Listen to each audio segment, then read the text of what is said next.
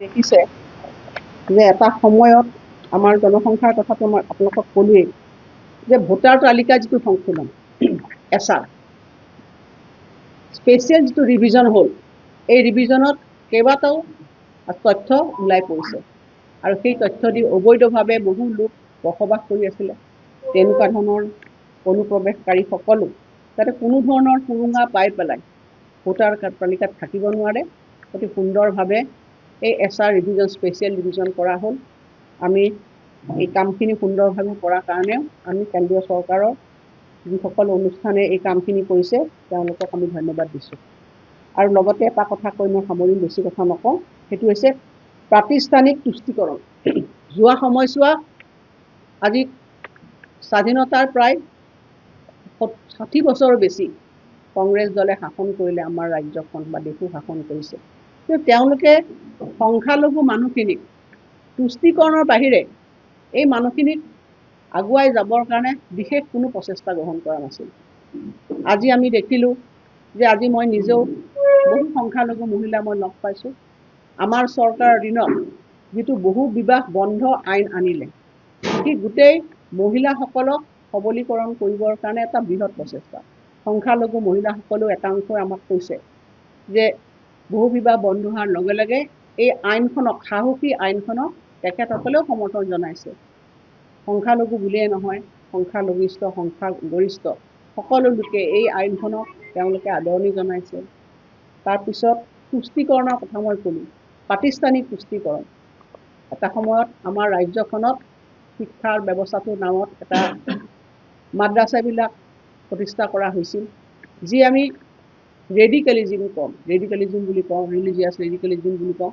সেইটো কৰিবৰ কাৰণে চেষ্টা কৰা হৈছিল পিছৰ সময়ছোৱা সেইবিলাক বন্ধ কৰি পেলাই আমাৰ চৰকাৰে তাত যিটো পুথিগত শিক্ষা সেই শিক্ষা তাত গ্ৰহণ কৰিবৰ কাৰণে সেই বিদ্যালয়বিলাকক ৰূপান্তৰ কৰিলে য'ত ল'ৰা ছোৱালীবিলাকে তাত ছায়েন্স বা অন্যান্য শিক্ষা যিবিলাক আমাৰ অন্যান্য নৰ্মেল স্কুলবিলাক আছে তেনেকুৱা ধৰণৰ শিক্ষা লাভ কৰিব পাৰে লগতে সংস্কৃত স্কুলবিলাকো আমি বন্ধ কৰিছোঁ যে এই শিক্ষা ব্যৱস্থাই আমাৰ বৰ্তমানৰ সময়ছোৱাত ছাত্ৰ ছাত্ৰীসকলে এই শিক্ষা ব্যৱস্থাৰে আমি আগবাঢ়ি যাব নোৱাৰোঁ গতিকে মই এই চাৰিটা কথাই আপোনালোকক আজিৰ দিনটোত মই দলৰ ফালৰ পৰা আগবঢ়ালোঁ যে আমি কঠোৰ দৃষ্টিভংগীৰে পুৰণিকলীয়া যিটো ব্যৱস্থা আছে সেই ব্যৱস্থাটো আমি নাইকিয়া কৰি পেলাই এখন অসম এনেকুৱা অসম যিটো অসমত আমাৰ গুৰুজনাৰ আমি তেখেতৰ বাণীৰে আমি আগবাঢ়ি যাব বিচাৰিছোঁ আমি শিক্ষা ব্যৱস্থাটোত কঠোৰ দৃষ্টিভংগীৰে কেৱল যাতে ভাল শিক্ষা লাভ কৰিব পাৰে এই দৃষ্টিভংগীৰে আমি কাম কৰিছোঁ আৰু পুষ্টিকৰণ ৰাজনীতি আমি কেতিয়াও কৰা নাই আমি এনেকুৱা এখন অসম বিচাৰিছোঁ যিখন অসমত সকলোৱে তেওঁলোকৰ আত্মসন্মান আত্মবিশ্বাসেৰে আমি সকলোৱে আগুৱাই যাব পাৰোঁ গতিকে এইখিনি কথাই মই দলৰ ফালৰ পৰা আপোনালোকক অৱগত কৰিম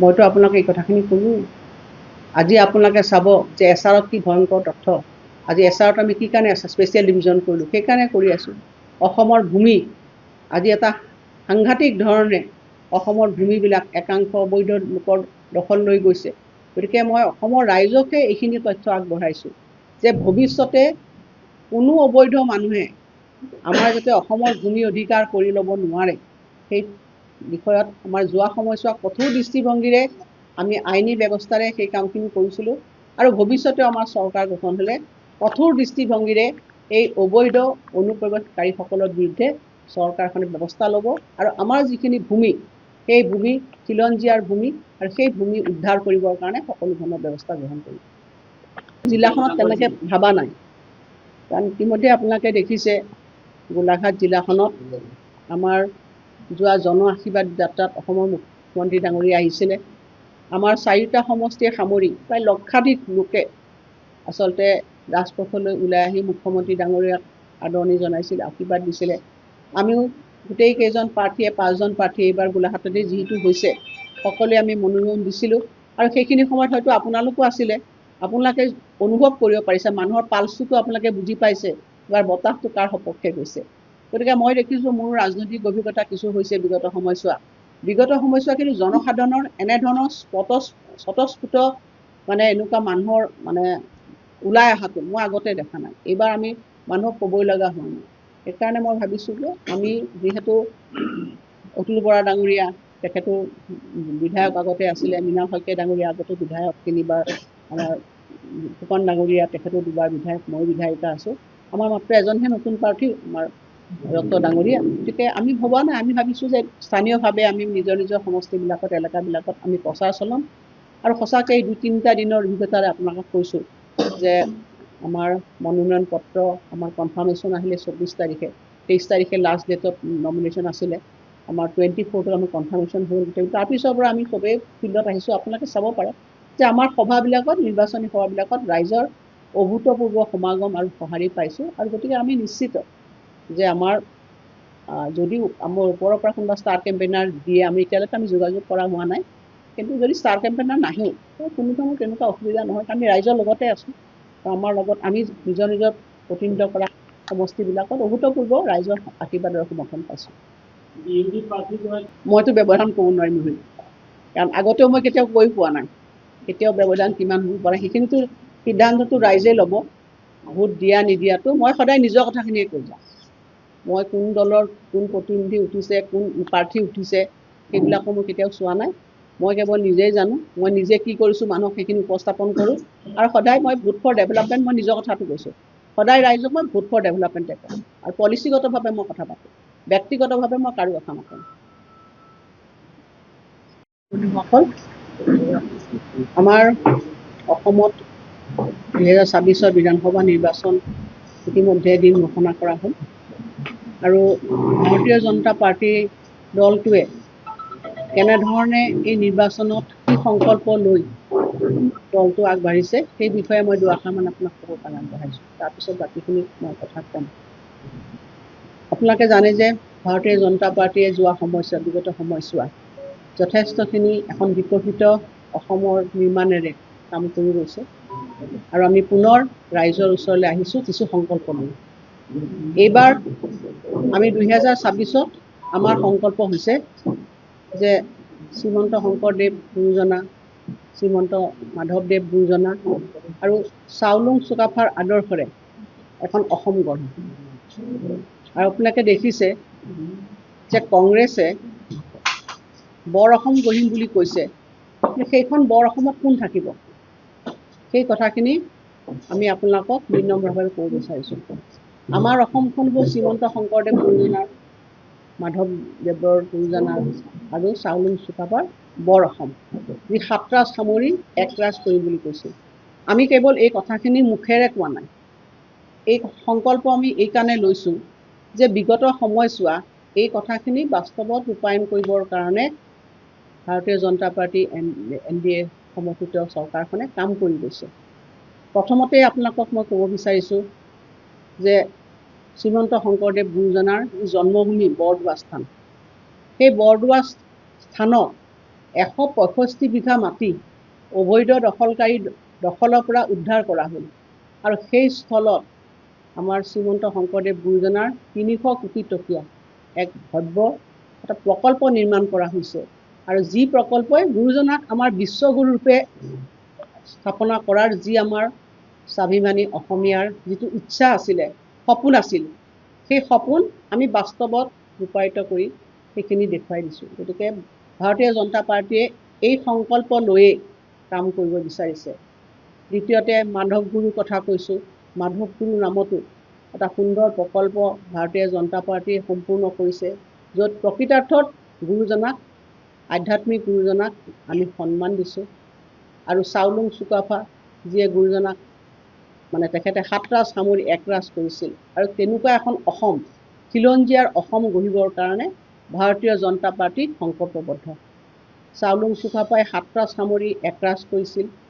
আৰু আপোনালোকে দেখিলে যে এতিয়া আমাৰ চৰকাৰখনে বিগত সময়ছোৱা প্ৰায় 1,20,000 বিঘা ভূমি অবৈধ লোকৰ দখলৰ পৰা আজি উদ্ধাৰ কৰিছে। আৰু আমি সংকল্পবদ্ধ যে আহিব লগা সময়ছোৱা অসমত প্ৰায় 10 লাখ বিঘাৰো বেছি ভূমি আছে, প্ৰায় 9 লাখ বিঘামান ভূমি আছে, সেই ভূমিখিনি উদ্ধাৰ কৰাৰ আমাৰ সংকল্প আৰু এখন খিলঞ্জীয়া অসম, যি অসমত খিলঞ্জীয়া মানুহৰ আধিপত্য থাকিব। কংগ্ৰেছ দলে কোনখন অসমৰ কথা কৈছে আমি নাজানো, কিন্তু সেইখন অসমত দেখিছোঁ যে অবৈধ লোকৰ দপদপনি, যি মিয়া বুলি কৈছোঁ যে সেইসকলৰ দপদপনি, আৰু সেইসকলে আপোনালোকে দেখিছে যে আমাৰ বজাৰসমূহ আজি আমাৰ হাতৰ পৰা সেইসকল ব্যক্তিৰ ওচৰলৈ গৈছে, আমাৰ পথাৰসমূহ সেইসকল ব্যক্তিৰ ওচৰলৈ গৈছে। আৰু আজি যদি আপোনালোকে জনসংখ্যা অসমৰ চাই, আজি সিদিনাখন এজন ব্যক্তিয়ে কংগ্ৰেছ দলত যোগদান কৰি পেলাই কি কৈছিল যে আমি উজনি অসমৰ শিৱসাগৰ জিলা আমি ধুবুৰীলৈ সম্প্ৰসাৰিত কৰিম। তেওঁলোকৰ উদ্দেশ্য লক্ষ্য কি আমাৰ সকলোৱে দেখিছে যে তেখেতসকলে কেৱল ক্ষমতাৰ কাৰণে আমাৰ খিলঞ্জীয়া অসমখনক, যিখন চাউলুং চুকাফাই গঢ়ি থৈ যোৱা, আজি 500 বছৰ আগত শংকৰ গুৰুৱে গঢ়ি থৈ যোৱা নামঘৰ কেন্দ্ৰিক সমাজখন আজি বৰ অসমৰ নামত তেওঁলোকে কি কৰিব বিচাৰিছে। আজি আমি যদি জনসংখ্যাৰ কথা আমি চাওঁ যে আমাৰ আজি ৰাজ্যখনত আজি লাহে লাহে আমাৰ যিবিলাক এটা সময়ত সংখ্যাগুৰু আধিপত্য আছিল, সেই জিলাবিলাকতো আজি লাহে লাহে সংখ্যালঘিষ্ঠ হ'বলৈ গৈছে। এটা উদাহৰণ আপোনালোকক দেখুৱাইছোঁ, এটা সৰু উদাহৰণ যে আমাৰ গোলাঘাট জিলা, আজি উৰিয়াম ঘাটত আমি ক'ব নোৱাৰাকৈ 10,000 বিঘা ভূমি অবৈধ মানুহৰ দখললৈ গৈছিলে, য'ত তেওঁলোকে তামোল পাণ গছ চুপাৰী ব্যৱসায় কৰিছিলে, অবৈধ ব্যৱসায় কৰিছিলে। গোলাঘাট সমষ্টিৰ আমাৰ মেৰাপানীৰ নেঘেৰিবিল অঞ্চলতো আমি দেখিলোঁ যে 100 বিঘা মাটি তেওঁলোকে সেই অঞ্চলত তেওঁলোকৰ আধিপত্য বিস্তাৰ কৰি লগে লগে গৈ পেলাই বজাৰ পথাৰ যিবিলাক আছিলে সেইবিলাকো ক'ব নোৱাৰাকৈ একাংশ তেনেকুৱা ধৰণৰ অবৈধভাৱে বসবাস কৰা লোকৰ হাতলৈ গৈছিল। গতিকে আমি ভাৰতীয় জনতা পাৰ্টি, আমি অসমৰ ৰাইজৰ প্ৰতি আমি দায়বদ্ধ যে আমি সংকল্প পুনৰবাৰ দৃঢ়তাৰে লৈছোঁ যে অহা নিৰ্বাচনত আমি গুৰুজনাৰ আদৰ্শেৰে, শংকৰ গুৰু আদৰ্শেৰে, মাধৱ গুৰুৰ আদৰ্শেৰে আৰু চাউলুং চুকাফাৰ আদৰ্শেৰে আমি আগন্তুক দিনছোৱা আমি কাম কৰি যাম। যিকোনো খবৰৰ বাবে যোগাযোগ কৰক আমাৰ এই নম্বৰত 9181 307 2221।